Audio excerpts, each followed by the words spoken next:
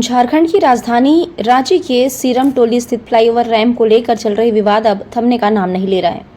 आदिवासी संगठनों के द्वारा लगातार विरोध जताया जा रहा है और इसी क्रम में आज एक बार फिर से चरणबद्ध आंदोलन के तहत संपूर्ण झारखंड बंद को बुलाया गया था। बंद के दौरान राजधानी रांची में इसका असर देखा गया और लगभग 11 बजे के बाद काफी संख्या में बंद समर्थकों ने सड़कों पर उतरकर आक्रोश व्यक्त किया। करमटोली चौक, जेल मोड़, फिरायालाल चौक समेत अन्य इलाकों में टायर जलाकर प्रदर्शन किया गया। इस बीच टायर जलाकर पूरे चौक चौराहों में गाड़ियों का प्रवेश रोक दिया गया था। हालांकि बाद बंद समर्थकों के द्वारा इमरजेंसी जैसे एम्बुलेंस और मेडिकल से जुड़े लोगों को जाने दिया जा रहा था।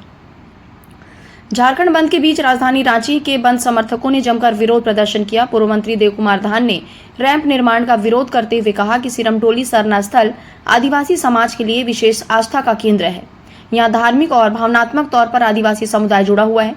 ऐसे में रैंप का निर्माण करना उचित नहीं है। यह आस्था पर भारत आदिवासी पार्टी के प्रदेश अध्यक्ष प्रेम साही मुंडा ने राज्य सरकार पर निशाना साधते हुए कहा कि संपूर्ण आदिवासी समाज अपने धार्मिक स्थल को बचाने के लिए सड़क में है, लेकिन आदिवासी सरकार मौन हो चुकी है। इन्हें समाज की मांग उचित नहीं लग रही है और इतने झारखंड सरकार से क्या अपील है? बंदी का मतलब है कि जन आंदोलन। सरकार को हमारी बात नहीं सुन रही है। रैंप को नहीं हटाया जा रहा है, पेशा कानून लागू नहीं हो रही है, शराब की नदियां बहाया जा रहा है, स्थानीय नीति लागू नहीं हो रही है, जमीन की लूट बढ़ी है, हमारे पर गोली चलाया जा रहा है। अरे यार, एक भी बातों को लेकर के सुन नहीं रही है, तो हम आंदोलन तेज कर रहे हैं। आज बंदी किए हैं, आने वाला समय में एक नहीं 3 दिवसीय बंदी करेंगे। और यहाँ आदिवासी की बात होनी चाहिए, आदिवासी की विचारधारा की बात होनी चाहिए, नीतिगत फैसले लेने चाहिए।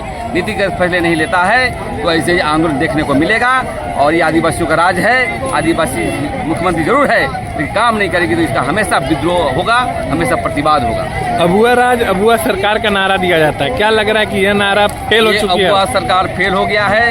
इसके यहाँ बबुआ लोग, बाहर के थानाशाह लोग आ गया है, यहाँ के कॉर्पोरेट घराने के लोग आ गया है, और इसलिए मैं इसका विरोध करता हूँ। वहीं झारखंड बंद के दौरान रांची में आदिवासी समुदाय के लोग भी सड़कों पर नजर आए। आपको बता दें कि हर वर्ग के लोगों ने बंद को सफल बनाने में अपना योगदान दिया। युवा वर्ग से लेकर महिलाएं भी मोर्चा संभाली हुई दिखाई दी। और इसी बीच सूरज टोप्पो ने कहा है कि अब संपूर्ण आदिवासी समाज एकजुट हो चुका है। रांची ही नहीं बल्कि पूरे राज्य के आदिवासी समाज आक्रोशित हैं। उन्होंने कहा कि आदिवासी मुख्यमंत्री हेमंत सोरेन के नेतृत्व में चल रही झारखंड सरकार को अब आदिवासी समाज की भावनाओं को समझते हुए उनके पक्ष में निर्णय लेना होगा। Bureau report, Ranchi.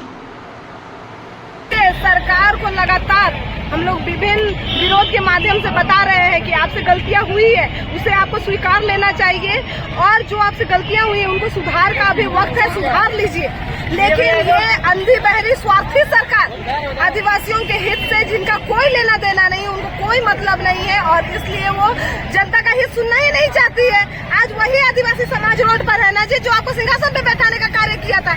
आज पूरा आदिवासी समाज रोड पर है और आप आराम से ऐसी रूम में बैठ करके न्यूज चैनल पर आप तमाशा देख रहे हैं। ये कैसी अंधी बहरी सरकार है? मैं पूछना चाहती हूँ, ये वही मुख्यमंत्री है ना जो सरुल के टाइम में जाते हैं और सिरमटोली चौक पर माथा टेकते हैं, और सिरमटोली सरना स्थल पर वहाँ पर माथा टेक करके वहीं पर जुड़ा करके नाचने का काम करते हैं, मंदिर बजाने का काम करते हैं। तो सिर्फ फोटो के लिए करते हैं क्या?